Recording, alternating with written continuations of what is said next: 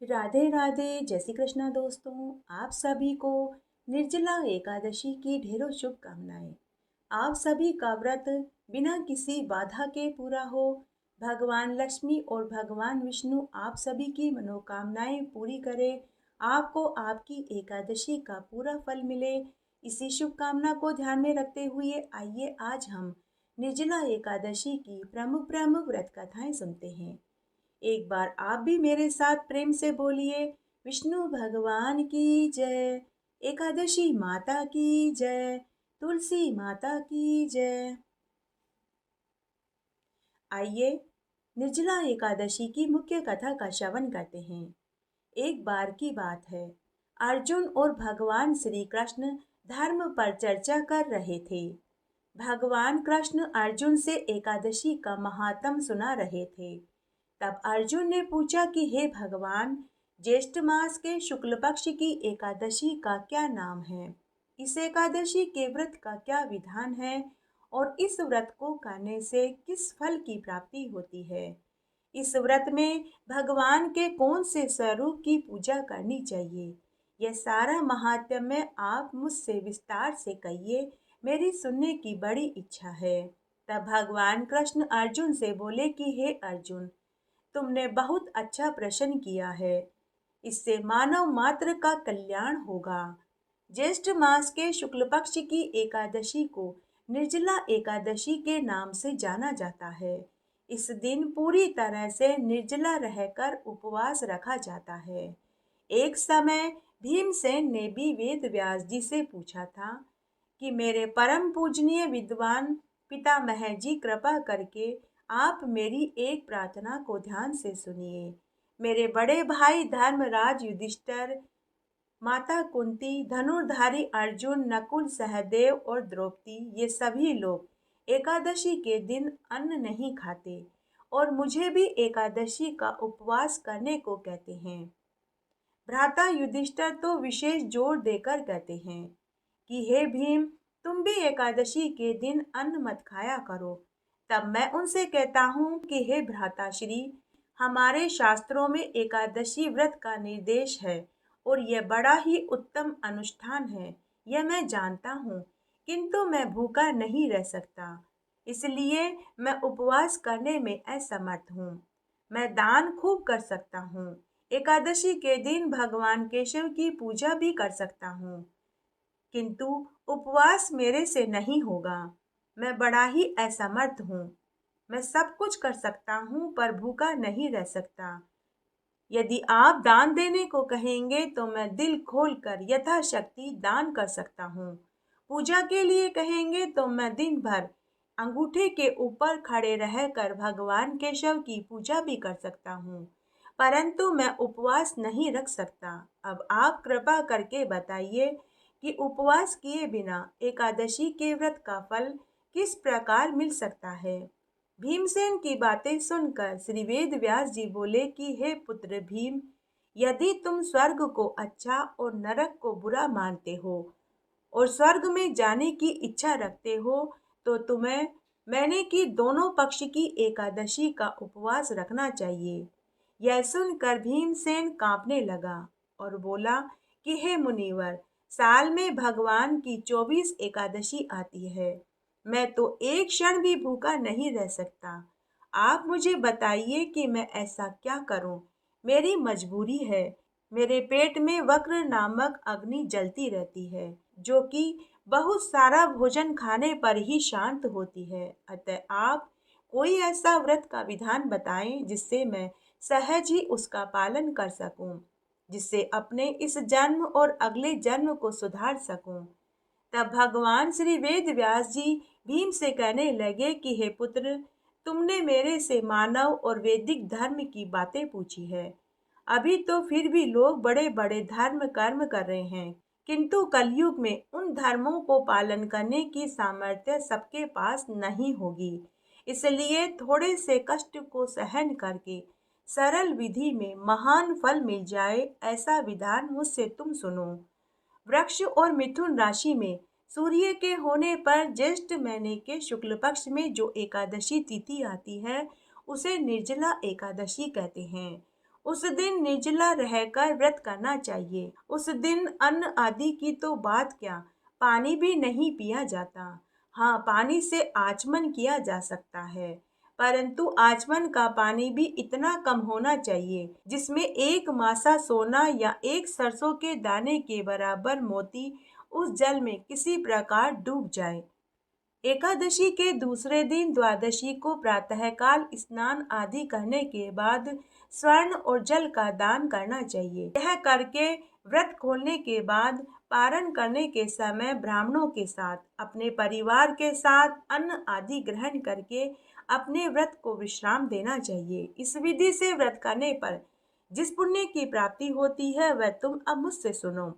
जो एकादशी के सूर्य उदय से द्वादशी तिथि के सूर्य उदय तक बिना पानी पिए रहता है और पूरी विधि से निर्जला व्रत का पालन करता है, उसे एक साल में जितनी भी एकादशी आती है उन सब एकादशी का फल उसे मिल जाता है। इसमें कोई संदेह नहीं है। शंख चक्र गदा पद्म धारण करने वाले भगवान विष्णु ने मुझसे कहा था कि समस्त धर्मों का परित्याग करके मेरी शरण ग्रहण करते हुए मेरे परम प्रिय इस निर्जला एकादशी का व्रत का पालन करने पर मानव सभी पापों से छूट जाता है। हे वायु पुत्र भीम, मैं तुम्हें और अधिक क्या कहूँ। ऐसे तो महीने के दोनों पक्ष की एकादशी में भोजन नहीं करना चाहिए, परंतु ज्येष्ठ मास के महीने की इस एकादशी में तो जल पीना भी निषिद्ध है। इस एकादशी का पालन करने वाला समस्त तीर्थ स्थानों पर और साल की सभी एकादशी के फल को प्राप्त कर लेता है और मृत्यु होने पर यमदूत भी उसके पास नहीं आ सकते। उसको तो भगवान विष्णु के दूत आकर भगवान के वैकुंठ धाम में ले जाते हैं। यह सुनकर भीमसेन उस दिन से निर्जला एकादशी के व्रत का पालन करने लगे। तभी से निर्जला एकादशी का नाम भीमसेन एकादशी पड़ा। यह एकादशी सुमेरु और मंदराचल पर्वत के समान पापों का भी नाश कर देती है। भगवान कृष्ण कहते हैं कि निर्जला एकादशी के दिन स्नान दान जप होम आदि जो भी किया जाए उसका फल अक्षय होकर मिलता है। यहाँ तक कि इस एकादशी की कथा को पढ़ना भी बहुत पुण्यकारी होता है। जो भी निर्जला एकादशी की इस व्रत कथा को पढ़ता सुनता सुनाता है उसके सभी पाप नष्ट हो जाते हैं और सभी मनोकामनाएं भगवान विष्णु पूरी कर देते हैं। मनुष्य को अमावस्या या सूर्य ग्रहण के समय श्राद्ध करने पर जिस फल की प्राप्ति होती है वही शुभ फल निर्जला एकादशी की कथा सुनने से ही प्राप्त हो जाती है। यहाँ तक कि जो व्यक्ति भगवत भक्ति भाव से इस एकादशी की महिमा को पढ़ता सुनता है दूसरों को सुनाता है उसे बैकुंठ धाम की प्राप्ति होती है। बोलिए विष्णु भगवान की जय। आइए अब हम निर्जला एकादशी की सबसे ज्यादा सुनी जाने वाली एक पौराणिक कथा का श्रवण करते हैं। एक बार बहुत छोटा सा गांव था। उस गांव में एक जाट था। उसकी नई नई शादी हुई थी। वह शादी के बाद पहली बार ससुराल में अपनी पत्नी को लेने जा रहा था। तो उसने अपने दोस्तों से पूछा कि मुझे क्या करना चाहिए। तो उसके दोस्तों ने कहा कि तू अच्छे से अच्छे कपड़े पहन करके ससुराल में जाना, तेरा अच्छा इंप्रेशन पड़ेगा। तब जाट नए नए कपड़े धोती पहनकर खूब परफ्यूम लगा करके नई नई जूतियां सोने की चैन घड़ी अंगूठी पहन करके तैयार हो गया। नया नया चाव नई नई उमंग, जाट बावला हो रहा था। जब वह ससुराल के रास्ते से होकर जा रहा था तो गांव में एक तलाई में गाय पानी पीने के लिए उतरी तो वह दलदल में फंस गई। ज्येष्ठ का महीना चल रहा था। उस दिन निर्जला एकादशी का दिन था। गाय माता की प्यास तो पानी पीकर बुझ गई, परंतु वह दलदल से निकल ही नहीं पा रही थी कि तभी उधर से वही जाट निकला। गाय माता जाट से बोली कि अरे ओ मुसाफिर, मुझे दलदल से बाहर निकाल दे। तब जाट गाय माता से बोला कि हे गाय माता, मेरे कपड़े खराब हो जाएंगे, मैं ससुराल अपनी पत्नी को लेने जा रहा हूँ। गाय माता बोले कि अरे मूर्ख, ज्येष्ठ का महीना चल रहा है, ऊपर से आज निर्जला एकादशी का दिन है, तुझे बहुत पुण्य मिलेगा। तेरे आगे पीछे की 7 पीढ़ियां तर जाएगी, तेरा घर धन धान्य से भर जाएगा। तूने अब तक जितने भी पाप किए हैं वे भी धुल जाएंगे। साथ ही मैं तुझे वरदान भी दूंगी कि तुझे पूरे जीवन में कभी किसी चीज की कमी नहीं होगी। लेकिन जाट गाय माता की बात को समझ नहीं पाया। गाय माता बार बार जाट से विनती करती रही, लेकिन जाट बार बार एक ही बात बोल रहा था कि मैं ससुराल पहली बार अपनी पत्नी को लेने जा रहा हूँ। अगर मैं दलदल से आपको बाहर निकालूंगा तो मेरे नए नए कपड़े जूते सब खराब हो जाएंगे। ऐसा कहते कहते वह गाय आधी दलदल में फंस गई। गाय ने कहा कि अरे तू मुझे जल्दी निकाल, नहीं तो मैं तुझे शाप दे दूंगी। लेकिन जाट नहीं माना। तब गाय माता ने जाट को शाप दिया कि जा, तू आज से 8 प्रहर के भीतर गधा बन जाएगा। यह सुनकर जाट डर गया। वह गाय से माफी मांगने लगा। तब तक गाय पूरी दलदल में धंस चुकी थी। जाट खड़ा खड़ा यह सारा मंजर देख रहा था। वह जाट जिस उत्साह और खुशी से ससुराल अपनी पत्नी को लेने जा रहा था, उसका सारा उत्साह, सारी खुशी जाती रही। वह उदास मन से ससुराल में पहुंच गया। जब ससुराल में पहुंचा तो उसके सास ससुर साले साली उसे देखकर बहुत खुश हुए। जाट का उन्होंने खूब आदर सत्कार किया, लेकिन जाट का मन लग ही नहीं रहा था। वह बार बार एक ही बात बोल रहा था कि जल्दी से मेरी पत्नी को विदा कर दो, मुझे वापस जाना है। जवाई को देखकर सभी बहुत खुश थे। तब सास ससुर साले और साली सभी ने खूब मिन्नतें करी कि जमाई जी 2-4 दिन हमारे साथ रहिए, हम आपकी खातिरदारी करना चाहते हैं। लेकिन जाट नहीं माना। तब उसकी पत्नी आई और अपने पति से बोली कि जब सब इतना कह रहे हैं तो आप मान क्यों नहीं जाते। तब उसके पति ने अपनी पत्नी को एकांत में ले जाकर गाय माता के शाप वाली पूरी बात बताई कि मैं 8 प्रहर के बाद गधा बन जाऊंगा, इसलिए तुम जल्दी से घर चलो। पति की मजबूरी सुनकर जाटनी अपने माता पिता और भाई बहन से बोली कि माँ बाबूजी, भैया भाभी, दीदी, आप अभी मुझे विदा कर दीजिए, 2-4 दिन बाद हम वापस आ जाएंगे। उसके बाद जाट अपनी पत्नी को लेकर घर आ गया। 8 प्रहर बीतने के बाद जाट गधा बन गया। अब जाटनी अपने गधे पति की खूब सेवा टहल करने लगी। कुछ दिन तो उनके अच्छे से निकल गए, लेकिन जब राशन पानी सारा खत्म हो गया तब एक दिन गधा अपनी पत्नी से बोला कि तुम मेरे लिए कुछ करो, इस नगर के राजा के पास मुझे लेकर के चलो, अब वही मुझे बचा सकते हैं। तब जाटनी अपने गधे पति को लेकर राजा के महल में पहुंची और राजा को जाकर पूरी सच्चाई बताई और कहा कि हे महाराज, मेरे पति को गाय माता ने शाप दिया है, उसी से मेरा पति गधा बन गया है। गाय माता के शाप से मुक्ति दिलवा दीजिए, अब आप ही इसे इंसान बना सकते हैं। कृपया करके आप मेरे गधे पति को इंसान बना दीजिए। जाटनी की बात सुनकर राजा ने बड़े बड़े पंडितों, साधु सन्यासियों को महल में बुलाया और उनको पूरी सच्चाई बताई। तब काशी के एक ज्ञानी महात्मा ने राजा से कहा कि हे महाराज, इसका तो एक ही उपाय है। जिस इंसान ने अपने जीवन काल में 26 एकादशी के व्रत करे हों, अगर वह अपनी एकादशी के व्रत का फल इस गधे को सौंप दे तो यह गधा इंसान बन सकता है। तब राजा ने पूरी नगरी में यह ढिंडोरा पिटवाया कि जिसने भी 26 एकादशी के व्रत करे हों वह अपना पुण्य इस गधे को सौंप दे तो मैं उसे मुंह मांगा इनाम दूंगा। राजा ने पूरी नगरी में यह ढिंडोरा पिटवा दिया, लेकिन किसी ने 11 एकादशी के उपवास करे थे तो किसी ने 15 एकादशी के ही उपवास करे थे। कोई भी ऐसा व्यक्ति नहीं था जिसने कि 26 एकादशी के उपवास करे हों। तब राजा के सैनिक पूरी नगरी में सब घर के दरवाजे खटखटाकर पूछ रहे थे। तब इस तरह पूछते पूछते सैनिक एक ब्राह्मण के घर पहुंचे। उस ब्राह्मण की बुढ़िया माई ने 26 एकादशी के व्रत करे थे। तब सैनिक ब्राह्मण और ब्राह्मण की मां को लेकर महल में आए। तब राजा ने ब्राह्मण की बूढ़ी अम्मा से पूछा कि अरे अम्मा, क्या तुमने 26 एकादशी के उपवास करे हैं? अगर तुम अपनी एकादशी का पुण्य इस गधे को सौंप दोगी तो यह इंसान बन जाएगा, इसके बदले में मैं तुम्हें मुंह मांगा इनाम दूंगा। बुढ़िया माई राजा से बोली कि हे महाराज, मैं इस उम्र में धन लेकर क्या करूंगी? मेरी एक टांग तो कब्र में लटक रही है और एक टांग धरती पर पड़ी है। हे राजन, मैं 25 एकादशी के व्रत का फल तो इस गधे को सौंप दूंगी, लेकिन निर्जला एकादशी के व्रत का फल मैं खुद के लिए रखूंगी, क्योंकि मुझे भी मरने के बाद मोक्ष चाहिए। तब राजा ने पंडितों के कथना अनुसार उस बुढ़िया माई से संकल्प भरवाकर उसकी 25 एकादशी के व्रत का फल गधे को सौंप दिया। उसी समय वह गधा इंसान बन गया, लेकिन उसके गधे की पूंछ रह गई। जब गधे के पूंछ रह गई तो जाटनी रोने लगी। तब जाटनी को रोता हुआ देखकर राजा को भी दया आ गई। राजा ने पुनः पंडितों से पूंछ के निवारण का उपाय पूछा। तब पंडितों ने कहा कि जब ये जाट खुद निर्जला एकादशी का उपवास पूरे विधि विधान से करेगा तो पूंछ भी गायब हो जाएगी। तभी एक चमत्कारी घटना घटित हुई।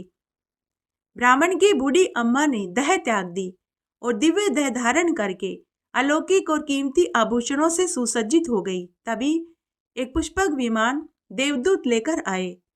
ब्राह्मण की बूढ़ी अम्मा देव विमान में बैठकर हमेशा हमेशा के लिए स्वर्गलोक में आनंद सुख भोगने के लिए चली गई। उसके साल भर बाद जब दोबारा निर्जला एकादशी का दिन आया तो वह जाट जिसके गधे की पूंछ रह गई थी, उसने निर्जला एकादशी का पूरे विधि विधान से उपवास किया। दूसरे दिन जब वह सोकर उठा तो उसकी पूंछ गायब हो चुकी थी। यह है निर्जला एकादशी के व्रत के पुण्य प्रताप का फल। आइए निर्जला एकादशी की दूसरी कथा का श्रवण करते हैं। एक बार एक आधी उम्र के ब्राह्मण पति पत्नी थे। उनके कोई औलाद नहीं थी। वे पूरे ज्येष्ठ मास में बड़पीपल सींचने 100 कोस दूर जाते थे, क्योंकि आसपास में बड़पीपल का पेड़ ही नहीं। और पूरे महीने वे 2 जूनी बात सुनते, कथा कहानियां सुनते, एक समय भोजन खाते और सबसे बड़ी निर्जला एकादशी का व्रत पूरे विधि विधान से करते थे। पूरे ज्येष्ठ मास में एक समय भोजन खाते, 100 कोस दूर आना जाना और फिर घर आकर भोजन बनाना। दोनों पति पत्नी थक जाते थे। एक दिन ब्राह्मणी अपने पति से बोली कि अगर हमारे बहू होती तो घर का सारा कामकाज हमें किया हुआ मिलता, रोटी पानी बनी हुई मिलती, घर में दिया बत्ती हुई मिलती। हम रोज ज्येष्ठ मास में बड़ पीपल और आंकड़े के पेड़ को सींचने जाते हैं, 2 जूनी बात सुनते हैं, मंदिरों की परिक्रमा करते हैं, शाम को घर आते हैं तो रात हो जाती है। मैं बहुत थक जाती हूँ, मेरे हाथ पैरों में दर्द होता है। अगर बहू होती तो पांव दबा देती। तब ब्राह्मण अपनी पत्नी से बोला कि अरे भगवान, बिना बेटे के कोई बहू आती है? तब ब्राह्मणी बोली कि हमारे पास इतना धन है, हमारे मरने के बाद इस धन का क्या होगा? आप ऐसा काम क्यों नहीं करते कि यह सारा धन हम दे दें और हमें बहू मिल जाए। तब ब्राह्मण बोला कि हमारे गांव के आसपास के 10 गांव वालों को तो मालूम है कि हमारे कोई औलाद नहीं, हमें कौन बेटी देगा। हाँ, मैं ऐसा कर सकता हूँ, किसी अनजान गांव में जाता हूँ और कोशिश करके देखता हूँ। तब दूसरे दिन ब्राह्मणी ने आटे की पोटली में 10 सोने के सिक्के डालकर दे दिया और कहा कि जहाँ भी आप रात्रि विश्राम करो, वहाँ जिस घर में आप ठहरो, यह आटा उन्हें देकर अपने लिए 4 रोटी बनवा लेना। क्योंकि उस ब्राह्मण ब्राह्मणी का एक नियम था, ज्येष्ठ मास में वे व्रत करते थे, तब दूसरे के घर का अन्न नहीं खाते थे। तब ब्राह्मण आटे की पोटली लेकर अनजान गांव में पहुंच गया। वहां चौपाल के पास 5-6 लड़कियां खेल रही थी। सभी लड़कियां अनजान पुरुष को देखकर भागने लगी, लेकिन उनमें से एक लड़की बड़ी ही समझदार थी। वह बोली, अरे तुम क्यों भाग रही हो? यह भी एक भला आदमी है, इसे भी किसी से मिलने जाना होगा। तब ब्राह्मण उस लड़की को देखकर समझ गया कि यह बड़ी ही समझदार है, यही मेरी बहू बनने के लायक है। शाम को जब सभी लड़कियां खेलकर अपने अपने घर जा रही थी, तब वह ब्राह्मण उस लड़की के साथ साथ उनके घर तक आ गया। तब वह लड़की अपने माँ से बोली कि माँ, कोई अनजान व्यक्ति हमारे घर के बाहर खड़ा है। तब लड़की की माँ बाहर आई और पूछने लगी कि आपको किससे काम है, किसके घर आपको जाना है। तब वह ब्राह्मण लड़की की माँ से बोला, रात्रि अधिक हो गई है, क्या मुझे आपके घर में ठहरने के लिए थोड़ा सा स्थान मिल जाएगा? तो लड़की की माँ बोली कि जरूर मिल जाएगा, बैठिए। आप कौन हैं? तब उसने कहा, मैं एक ब्राह्मण हूँ, पड़ोसी गांव से आया हूँ। लड़की की माँ ने कहा, मैं आपके लिए भोजन लेकर आती हूँ। ब्राह्मण ने कहा कि मैंने ज्येष्ठ मास का स्नान किया है। ज्येष्ठ मास में मैं अपने आटे की ही रोटी खाऊंगा, क्योंकि मैं पराया अन्न नहीं खाता। इसलिए अगर आप मुझे भोजन खिलाना ही चाहती हैं तो मेरा आटा ले जाइए। मुझे इस आटे से 4 रोटी बना कर के दे देना। लड़की की माँ आटे की पोटली लेकर घर के भीतर गई और आटा छानकर रोटी बनाने लगी तो आटे में से 10 सोने की अशर्फियाँ निकली। सोने की अशर्फियाँ देखकर लड़की की माँ के मन में लालच आ गया। वह मन ही मन सोचने लगी कि जिसके आटे में 10 सोने की अशर्फियाँ हैं वह कितना अमीर होगा। भोजन बनाकर उसने ब्राह्मण को भोजन परोसा। बातों ही बातों में लड़की की माँ ने कहा कि हे ब्राह्मण देव, मेरे खुद के भी लड़की है। अगर आप अपने लड़के के लिए मेरी लड़की को पसंद करना चाहें तो मैं अपनी लड़की का विवाह आपके लड़के से करने को तैयार हूँ। ब्राह्मण और क्या चाहता था, वह तो खुद भी यही चाहता था। ब्राह्मण ने कहा, लेकिन मेरा लड़का तो काशी पढ़ने गया है, पढ़ाई पूरी करके ही घर वापस आएगा। अगर आप अपनी लड़की का विवाह मेरे लड़के से करवाना चाहती हैं तो तलवार से करवाकर अपनी लड़की को विदा कर दीजिए। तो लड़की की माँ राजी हो गई। दूसरे दिन लगन पत्रिका निकलवा कर तलवार से उन्होंने अपनी लड़की की शादी करवा दी। लड़की की माँ ने खूब सारा दान दहेज देकर अपनी लड़की को विदा कर दिया। ब्राह्मण बहू को विदा करके घर ले आया। ब्राह्मणी बहू को देखकर बहुत खुश हुई और उसे घर की सारी जिम्मेदारी सौंप दी। और रोज की तरह दोनों ब्राह्मण पति पत्नी बड़पीपल सींचने 100 कोस दूर जाने लगे। तब एक दिन सास ने अपनी बहू से कहा कि बहू, हम रोज बड़पीपल सींचने 100 कोस दूर जाते हैं, फिर मंदिरों के दर्शन करते हैं। आते आते हमें शाम हो जाती है, इसलिए शाम को तुम हमारे लिए मूंग चावल की खिचड़ी बना देना, दिया बाती कर देना, हमारे कपड़े धोकर सुखा देना, पीछे से झाड़ू पोछा कर लेना और बहू चूल्हे की आग और परिंदे का पानी खत्म मत होने देना। लड़की बड़ी ही समझदार थी। उसने आते ही घर की पूरी जिम्मेदारी संभाल ली। रोज बहू गरम भोजन बनाती, सास ससुर के कपड़े धोकर सुखा देती और रात को तेल गरम करके सास के पाँव में मालिश करती। दोनों सास ससुर बहुत खुश थे। लेकिन एक दिन सास ससुर के मंदिर जाने के बाद परिंदे का पानी खत्म हो गया और चूल्हे की आंच भी बुझ गई। बहू भागी भागी पड़ोस में अग्नि लेने के लिए गई। बहू ने पड़ोसन से कहा कि अरे बहन, जल्दी से मुझे अग्नि दे दो, हमारे घर की अग्नि खत्म हो गई है। मेरे सास ससुर आते होंगे, मुझे उनके लिए भोजन बनाना है। पड़ोसन ने बहू को पट्टी पढ़ा दी और बोली कि अरे, तेरे सास ससुर के कोई बेटा नहीं है, तुझे तो वे घर का कामकाज करवाने के लिए नौकरानी बनाकर के लाए हैं। बहू को बाहर की हवा लग गई। पड़ोसन ने पूरी बात बताई कि अरे, तेरे सास ससुर के कोई औलाद नहीं है। बहू बोली, नहीं, उनका बेटा तो काशी पढ़ने गया है। पड़ोसन ने कहा, हमने तो आज तक नहीं देखा, क्या तुमने देखा है?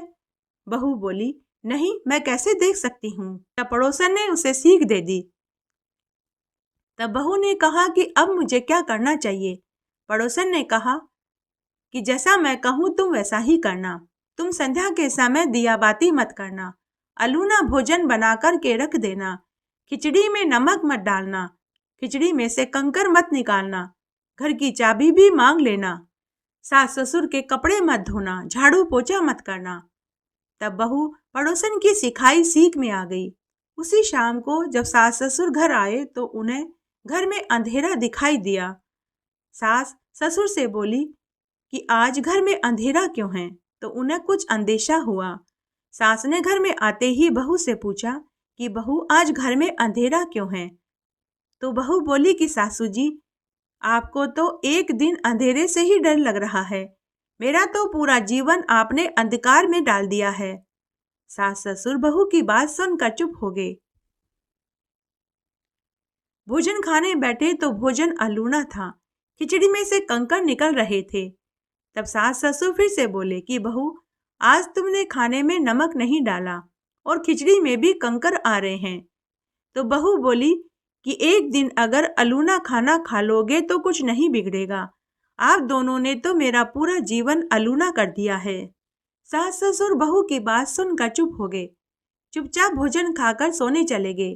तब सास अपने पति से बोली, सुनो जी, मुझे लगता है बहू को बाहर की हवा लग गई है। ससुर बोले, मुझे तो मालूम था कि एक दिन ऐसा जरूर होगा। दूसरे दिन जब सास ससुर सोकर उठे तो बहू ने न तो उन्हें पानी पिलाया न ही चाय बना कर के दी। जब सास ससुर मंदिर जाने लगे तो बहू ने घर की चाबियां मांगी। तब सास ने चाबियां देने से इनकार कर दिया, लेकिन ससुर बड़ा ही समझदार था।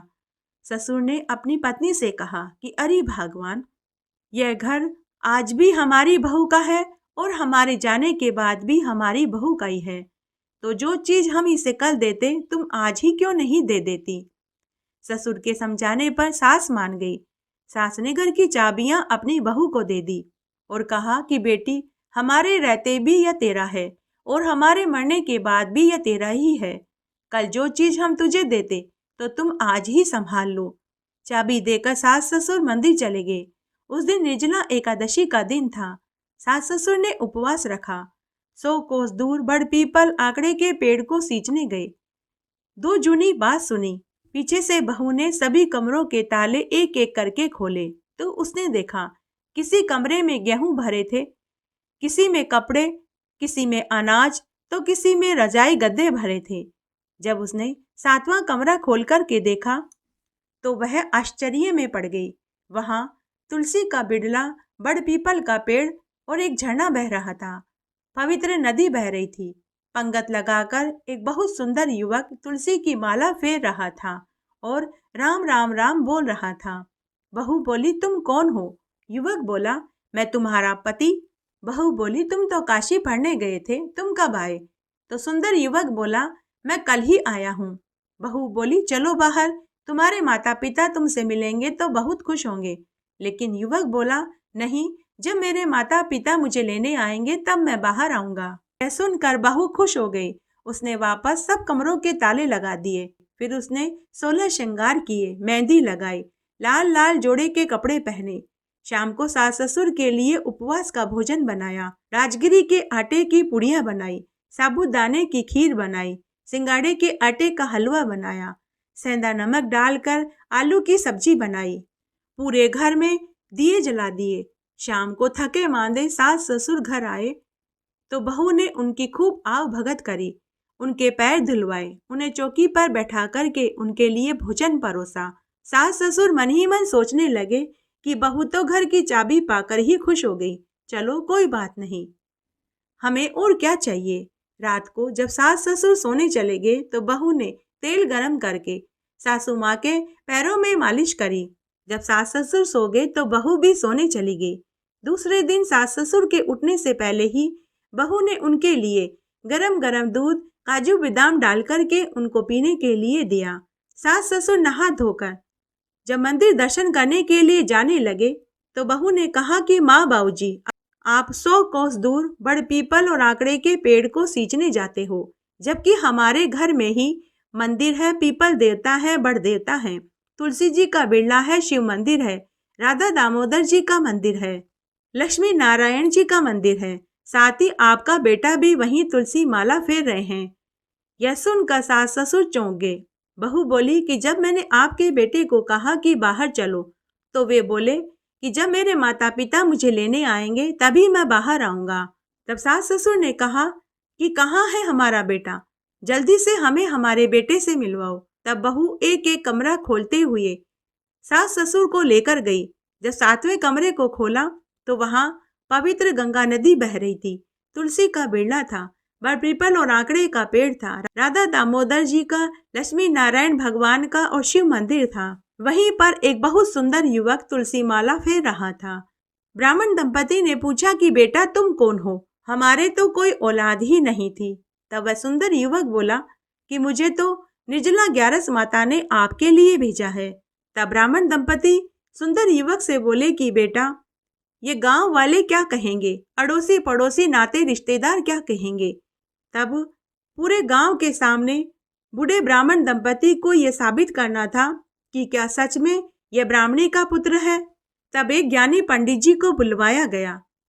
तब पूरे गांव के सामने ब्राह्मणी को यह सिद्ध करना था कि यही ब्राह्मणी का पुत्र है। तब सूरज भगवान के सामने एक तरफ तो बेटा बहू को खड़ा किया गया, दूसरी तरफ ब्राह्मण ब्राह्मणी को खड़ा किया गया। तब ब्राह्मणी के स्तन से दूध की धार सुंदर युवक के मुंह पर जाकर गिरी, बहू के घूंघट पर जाकर गिरी।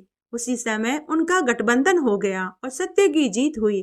हे निर्जला ग्यारस माता, जैसे आप ब्राह्मण पति पत्नी पर खुश हुए, वैसे सबके ऊपर होना। इस कहानी को सुनने का फल सबको देना। कहानी कहने वाले को, सुनने वाले को और हुक्कारा भरने वाले को। घरती हो तो पूरी हो, पूरी हो तो परवान चढ़े, भूले बिसरे नाम तेरे भंडार में भरे। एकादशी व्रत का संपूर्ण फल पाने के लिए तुलसी माता की कहानी जरूर सुननी चाहिए। आइए अब हम तुलसी माता की पुण्यदायिनी कथा का श्रवण करते हैं। एक बार एक गांव में एक बुढ़िया माई रहती थी। बुढ़िया माई भगवान विष्णु की परम भक्त थी। रोज भगवान विष्णु के मंदिर में जाती, पूजा करती और मंदिर से आते समय तुलसी देवी की पूजा करती। तुलसी देवी के बिरले को सींचती, दिया बाती करती, 7 परिक्रमा करती और वहीं बैठकर तुलसी माता के भजनों को गाती। यह उसका रोज का नियम था। अपनी पूजा पाठ समाप्त करके जब वह घर जाती तो तुलसी माता से कहती कि हे तुलसी माता, मैं तेरा बिरला सींचती हूँ, तू मुझे बहू दे। हे तुलसी माता सत की दाता, मैं बिरला सींचूं तेरा, तू कर निस्तारा मेरा। हे तुलसा माता अड़वा दे, गड़वा दे, पीताम्बर की धोती दे, मीठा मीठा घास दे, बैकुंठ का वास दे, चटक की चाल दे, पटक की मोत दे, झालर की झनकार दे, दाल भात का जीमण दे, एकादशी की मोत दे और श्री कृष्ण भगवान का कांधा दे। बुढ़िया माई रोज यही प्रार्थना करती। बुढ़िया माई की प्रार्थना सुनकर तुलसी माता दिन पर दिन सूखने लगी। तब भगवान ने देखा तो उन्हें बड़ी चिंता हुई। उन्होंने तुलसी माता से पूछा कि हे देवी, क्या बात है? तुम्हारे पास तो इतनी औरतें आती हैं, तुम्हारी पूजा करती है, तुम्हारे भजन गाकर तुम्हें सुनाती है, तुम्हें भोग लगाती है, तुम्हारी परिक्रमा करती है, सुबह शाम तुम्हारे दिया बाती करती है। तुम्हें तो खुश होना चाहिए, तुम्हें तो हरी भरी हो जाना चाहिए, लेकिन मैं देख रहा हूँ कि तुम दिन पर दिन सूख रही हो। तब तुलसा माता बोली कि हे भगवान, मेरे मन की मत पूछिए। तब भगवान हंसकर बोले कि हे देवी, अगर मैं नहीं पूछूंगा तो कौन पूछेगा? बताइए आपको क्या समस्या है? तब तुलसा माता बोली कि हे भगवान, आप जो कह रहे हैं वह सब सच है। मेरे पास इतनी सारी औरतें आती हैं, पूजा करती है, मेरे भजन गाकर मुझे सुनाती है, ढोलक पेटी मंजीरे बजाती है, सुबह शाम दिया बाती करती है और भोग चढ़ाती है। लेकिन उन औरतों में एक बुढ़िया माई भी आती है, रोज मेरी पूजा करती है, परिक्रमा करती है और मुझसे प्रार्थना करती है कि हे तुलसा माता, मैं तेरा बिरला सींचती हूँ, तू मुझे बहू दे। हे तुलसा माता सत की दाता, मैं बिरला सींचूं तेरा, तू कर निस्तारा मेरा। हे तुलसा माता अड़वा दे, गड़वा दे, पीताम्बर की धोती दे, मीठा मीठा घास दे, बैकुंठ का वास दे, चटक की चाल दे, पटक की मोत दे, झालर की झनकार दे, दाल भात का पुरसन दे, ग्यारस की मोत दे, श्री कृष्ण भगवान का कांधा दे। हे प्रभु, मैं उसकी सभी मनोकामनाएं तो पूरी कर दूंगी, लेकिन जब वह मरेगी तो मैं भगवान कृष्ण का कांधा कहाँ से दूंगी? तब भगवान बोले कि हे तुलसी देवी, बस इतनी सी बात, आप चिंता क्यों करती हो? जब बुढ़िया माई की मृत्यु होगी तो मैं खुद कंधा देने आ जाऊंगा, तुम बुढ़िया से कह देना। तब तुलसा माता भगवान से बोली कि हे प्रभु, आप वचन दे रहे हैं, आप अपना वचन भूल मत जाना। भगवान बोले कि हे देवी, या तो मैं वचन देता नहीं, अगर देता हूँ तो उसे जरूर निभाता हूँ। ऐसा कहकर भगवान अंतर्ध्यान हो गए। इधर तुलसा माता फिर से हरी भरी हो गई। इस तरह समय बीतने लगा। तब एक दिन एकादशी का दिन था। बुढ़िया माई रोज की तरह तुलसी माता की पूजा कर, प्रार्थना कर जब घर जाने लगी तो मंदिर की सीढ़ियों से फिसल कर गिर पड़ी। गिरते ही बुढ़िया माई का राम राम हो गया।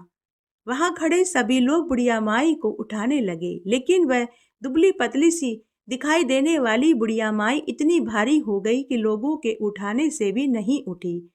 अब लोग तरह तरह की बातें करने लगे। लोग कहने लगे कि अरे ये बुढ़िया माई तो रोज भगवान की पूजा करने यहाँ आती थी।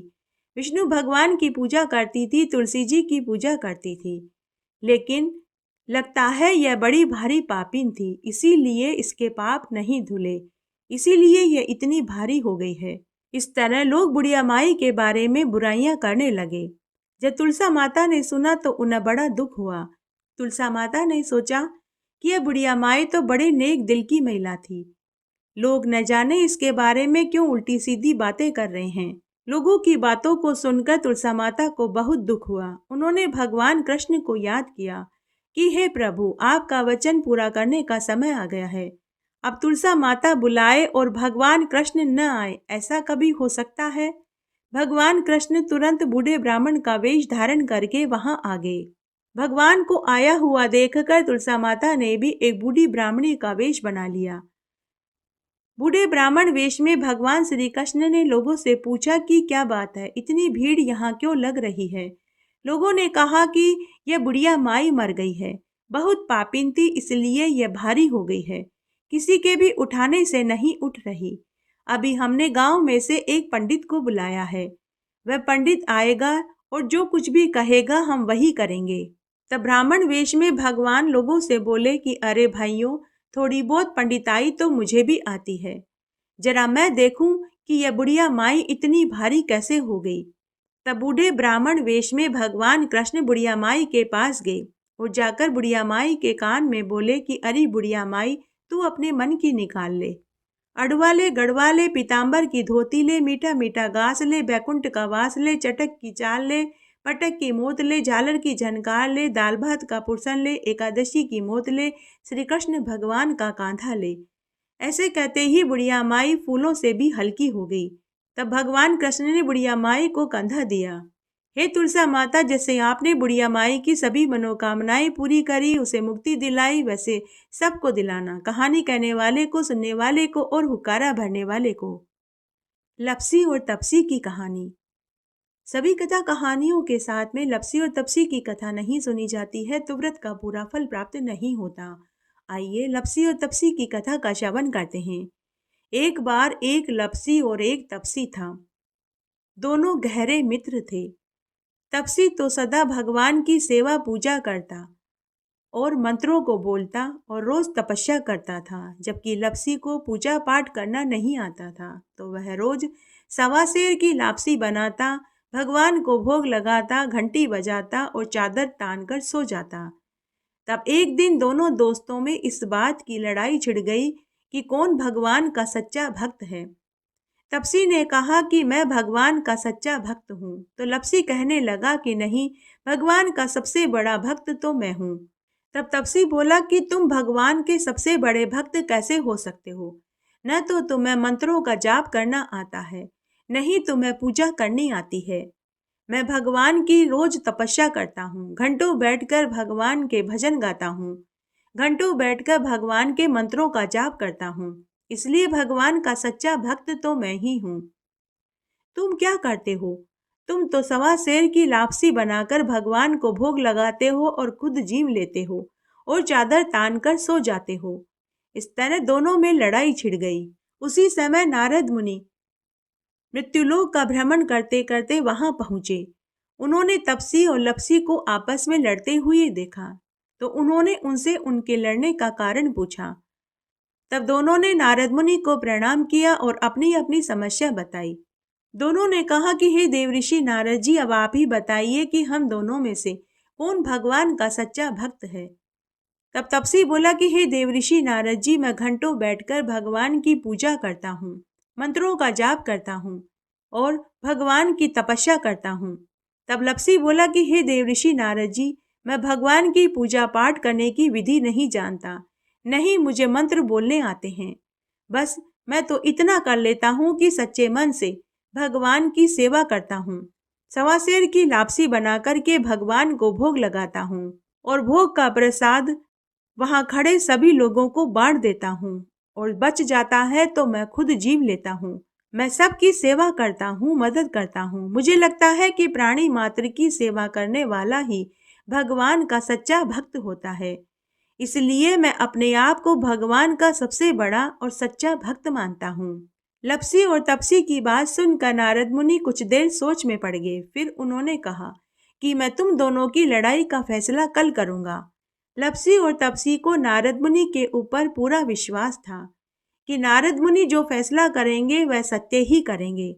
इस तरह लप्सी और तपसी अपने अपने घर चले गए।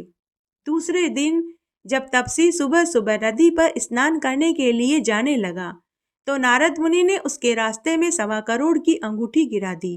अंगूठी देखकर तपसी के मन में लालच आ गया। उसने अंगूठी उठाई और मन ही मन सोचने लगा कि यह अंगूठी तो बड़ी कीमती लग रही है। अगर मैं इस अंगूठी को बेच दूंगा तो मुझे बहुत सा धन मिलेगा और उस धन से मैं खूब बड़े बड़े यज्ञ हवन करूंगा, भगवान के मंदिर बनवाऊंगा और फिर मैं अपने आप को भगवान का सबसे बड़ा भक्त सिद्ध कर दूंगा। बस इसी लालच के कारण उसने अंगूठी उठाकर अपने पास रख ली और फिर नहा धोकर तपस्या करने बैठा तो अंगूठी को अपने पैर के नीचे दबा लिया। उधर लप्सी ने रोज की तरह 1.25 सेर की लापसी बनाई और वह भगवान को भोग लगाने के लिए मंदिर जाने लगा। तब नारद मुनि ने लप्सी के सामने भी 1.25 करोड़ की अंगूठी गिरा दी। जब लप्सी ने अंगूठी देखी तो वह मन ही मन सोचने लगा कि जिसकी भी यह अंगूठी होगी उस बेचारे को तो बहुत दुख हो रहा होगा। उसने वह अंगूठी उठा ली, यह सोचकर कि भगवान के मंदिर में भगवान के चरणों में रख दूंगा। जिसकी भी अंगूठी होगी वह मंदिर में भगवान से प्रार्थना करने तो जरूर जाएगा और जब उसे वहां खुद की अंगूठी मिलेगी तो वह अंगूठी पाकर खुश हो जाएगा। ऐसा सोचकर लप्सी ने अंगूठी उठा ली। अंगूठी लेकर वह मंदिर में आया और फिर उसने उस अंगूठी को भगवान के चरणों में रख दिया। उसके बाद उसने भगवान को भोग लगाया। वहां खड़े सभी लोगों को भोग का प्रसाद बांट दिया और बचा हुआ भोग उसने खुद खा लिया और चादर ओढ़कर सो गया। उसके बाद शाम को लप्सी और तपसी पुनः मिले। तभी नारद मुनि वहां आ गए।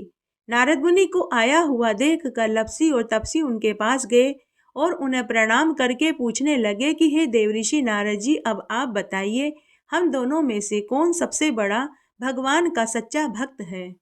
तब नारद मुनि बोले कि तुम दोनों में से लप्सी भगवान का सबसे बड़ा भक्त है। यह सुनकर तपसी नारद मुनि से बोला कि हे देवऋषि नारद जी, आपने किस आधार पर लप्सी को भगवान का सबसे बड़ा भक्त कहा है, जबकि इसे तो कोई पूजा पाठ करनी भी नहीं आती, नहीं इसे मंत्रों का जाप करना आता है, केवल 1.25 सेर की लापसी बनाकर भगवान को भोग लगाता है और बाद में खुद जिम लेता है। तब नारद मुनि तपसी से बोले कि कल मैंने तुम दोनों के सामने 1.25 करोड़ की अंगूठी गिराई थी। तब हे तपसी, अंगूठी को देखकर तेरे मन में लालच आ गया था। तूने वह अंगूठी उठाकर अपने पास रख ली, जबकि इस लप्सी ने अंगूठी उठाकर भगवान के मंदिर में भगवान के चरणों के पास रख दी, यह सोचकर कि जिसकी भी अंगूठी होगी वह भगवान की पूजा करने तो जरूर जाएगा, तो उसे वहां उसकी अंगूठी मिल जाएगी। नारद मुनि की बात सुनकर तपसी को बहुत दुख हुआ। वह अपनी भूल पर पछतावा करने लगा।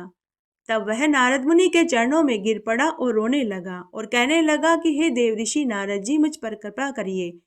मुझे अपनी गलती का एहसास हो चुका है। अब आप मुझे बताइए, मुझे मेरी तपस्या का फल कैसे मिलेगा। नारद मुनि को तपसी के ऊपर दया आ गई। नारद मुनि बोले कि जो कोई भी सभी व्रतों में सभी कथा कहानियों को सुनने के बाद लप्सी और तपसी की कथा नहीं सुनेंगे तो उनके व्रत का फल तुझे मिलेगा। ब्राह्मण जिमा कर के दक्षिणा नहीं दी तो फल तुझे मिलेगा। बहन बेटियों को साड़ी देकर ब्लाउज नहीं दिया तो फल तुझे मिलेगा। जो कोई भी अपने घर में गाय और कुत्ते की रोटी नहीं निकालेंगे तो उनकी पूजा पाठ का सारा फल तुझे मिलेगा। दीपक से दीपक जलाया तो फल तुझे मिलेगा। महिलाएं अगर सीधे हाथ की तरफ नाड़ा बांधेंगी तो फल तुझे मिलेगा। मकान बनाकर के थली नहीं बनाई तो फल तुझे मिलेगा। कार्तिक मास, वैशाख मास, पुरुषोत्तम मास, माघ मास, सभी एकादशी और चतुर्थी व्रत में सभी कथा कहानियों के साथ में लप्सी और तपसी की कहानी नहीं सुनेंगे तो उनके व्रतों का फल तुझे मिलेगा। आइए निर्जला एकादशी का संपूर्ण फल पाने के लिए देवों के देव भगवान महादेव जी की आरती सुनते हैं। ओम जय शिव ओंकारा, स्वामी हर शिव ओंकारा, ब्रह्मा विष्णु सदा शिव, बोले भोलेनाथ सदा शिव, अर्धांगी धारा। ओम हर हर हर महादेव, एकानन चतुरानन, पंचानन राजे शिव पंचानन राजे, हंसासन गरुड़ासन, वृषवाहन साजे। ओम हर हर हर महादेव, दो भुज चार चतुर्भुज, 10 भुज अति सोहे, शिव 10 भुज अति सोवे, तीनों रूप निरखता, त्रिभुवन जन मोहे। ओम हर हर हर महादेव, अक्षमाला वनमाला, मुंडमाला धारी शिव रुंडमाला धारी, त्रिपुरारी मुरारी कर कमला धारी।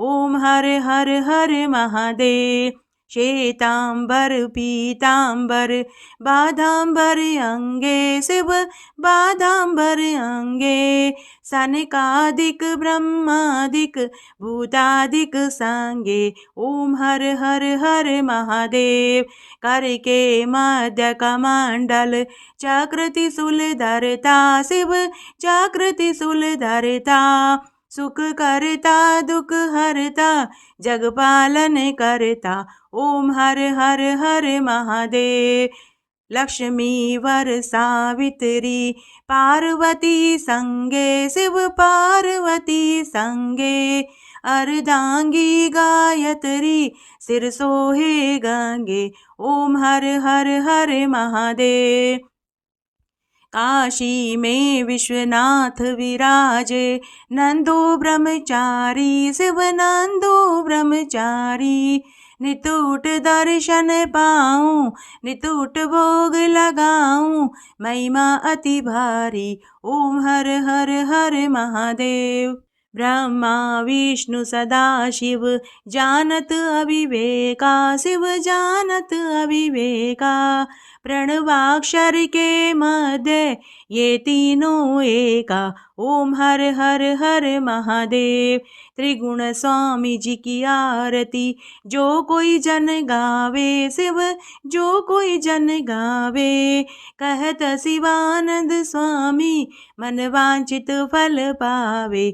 ओम हर हर हर महादेव, ओम जय शिव ओंकारा, स्वामी हर शिव ओंकारा, शिव पार्वती का प्यारा, शिव ओढ़त मृग छाला, शिव बरसत जलधारा, शिव पीवत भंग प्याला, शिव पहनत मुंड माला, बोले भोलेनाथ सदा शिव, काशी विश्वनाथ सदा शिव, पार्वती का प्यारा। ओम हर हर हर महादेव, जय हो महादेव पार्वती गणेश कार्तिकेय नंदकेसर की जय। जय हो एकादशी माता की जय। इस तरह आज हमने निर्जला एकादशी के दिन सुनी जाने वाली प्रमुख प्रमुख व्रत कथाएं सुनी। आशा करती हूँ यह आपको जरूर पसंद आएगी। मेरे साथ बने रहने के लिए आपका धन्यवाद। आगे आने वाली कथा कहानी के लिए भी आप इसी तरह मेरे साथ बने रहें। धन्यवाद।